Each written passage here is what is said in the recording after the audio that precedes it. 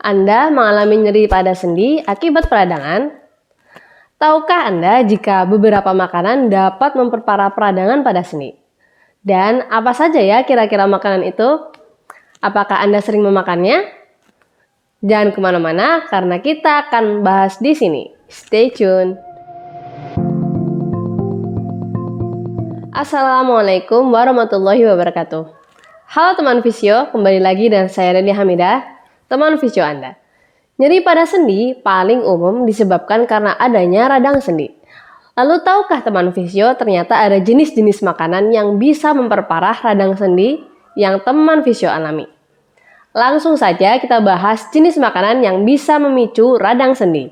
Yang pertama adalah makanan yang telah mengalami proses pengolahan yang panjang. Nah, makanan olahan dan makanan kemasan identik mengandung bahan pengawet.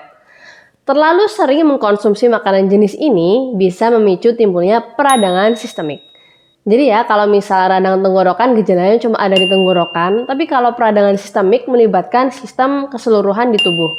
Contohnya, jika menyerang sendi, maka biasanya disebut rheumatoid arthritis. Selain itu, makanan jenis ini seringnya telah kehilangan nutrisi karena proses pengolahan yang panjang tadi ya, dan umumnya tinggi akan kandungan gula dan lemak.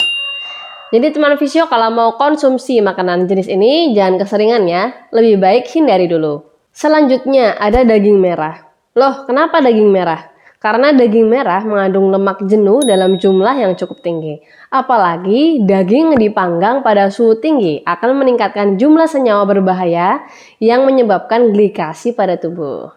Glikasi itu sendiri apa? Yaitu gula dalam darah akan merekatkan diri ke protein dan akan membentuk molekul baru yang tentunya berbahaya bagi tubuh kita. Nah, molekul ini bersifat pro-inflamasi, artinya memicu inflamasi ya, peradangan, terutama di persendian dan sistem peredaran darah. Jenis makanan selanjutnya adalah makanan tinggi gula ya, khususnya gula olahan. Gula itu sendiri memicu pelepasan sitokin yang merupakan pembawa pesan inflamasi atau peradangan ya, yang berkontribusi terhadap peradangan dan pembengkakan sendi. Misalnya ada apa saja? Sirup jagung, fruktosa, sukrosa, dan maltosa adalah berbagai bentuk gula olahan yang meningkatkan nyeri pada sendi. Jadi mulai sekarang lebih baik kurangi porsi konsumsi gula Anda. Walau itu gula pasir putih ya yang kita kira alami, tapi ternyata juga berpotensi memicu adanya peradangan. Nah, lebih baik diganti dengan madu atau kurma sebagai pengganti pemanis makanan. Untuk makanan selanjutnya ada makanan yang digoreng. Wah, nih gorengan favorit siapa nih ya? Nah, jumlah garam, lemak, dan kalori bisa meningkat drastis karena adanya proses penggorengan. Nah, pantesan ya beda rasanya. Misalnya kita punya bakso, kalau digoreng tuh rasanya lebih asin daripada cuma direbus. Wow. Iya enggak? Nah, adanya peningkatan kadar garam, lemak, dan kalori ini menyebabkan penambahan berat badan dan otomatis akan meningkatkan tekanan pada persendian. Ini juga yang akan meningkatkan resiko penyakit jantung dan tekanan darah. Jenis makanan selanjutnya ada gluten. Gluten adalah protein yang ditemukan dalam biji-bijian seperti gandum, oats, dan lain-lain ya. Ada beberapa orang yang menderita intoleransi gluten, yaitu berarti tubuh mereka tidak dapat mencerna gluten dengan baik. Hal ini akan menyebabkan peradangan pada sistem pencernaan dan persendian. Tapi di samping itu, kebanyakan makan tepung-tepungan juga nggak baik ya, jadi sebaiknya dibatasi. Jenis makanan selanjutnya ada makanan yang tinggi purin ya, seperti daging sapi, jeroan ya, daging kambing, dan beberapa makanan laut seperti udang, sarden. Nah, adalah makanan yang tinggi akan purin. Jenis makanan ini dapat memicu terjadinya radang juga. Nah, terlalu banyak asam urat yang mengkristal dan menumpuk pada sendi akan menyebabkan radang sendi. Nah, biasanya lebih familiar dengan istilah gout arthritis ya, atau asam urat.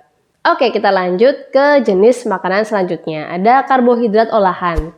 Misalnya adalah produk tepung putih, roti, pizza, dan lain-lain ya.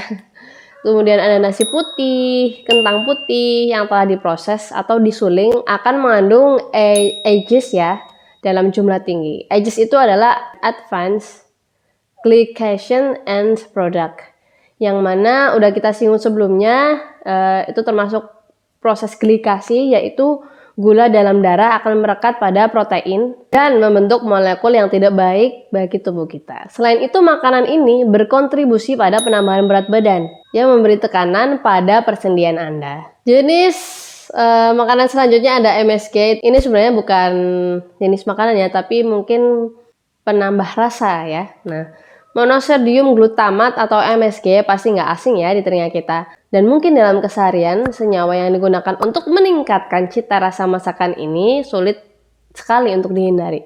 Ternyata penguat rasa ini bisa mempengaruhi mekanisme peradangan, juga bisa merangsang peradangan dan pembengkakan yang meluas ke seluruh tubuh, termasuk persendian Anda. Jadi teman Visio sebaiknya batasi dulu ya makanan yang mengandung MSG. Teman Visio bisa lihat di komposisi atau ingredient suatu produk makanan ya, apakah ada MSG-nya atau tidak.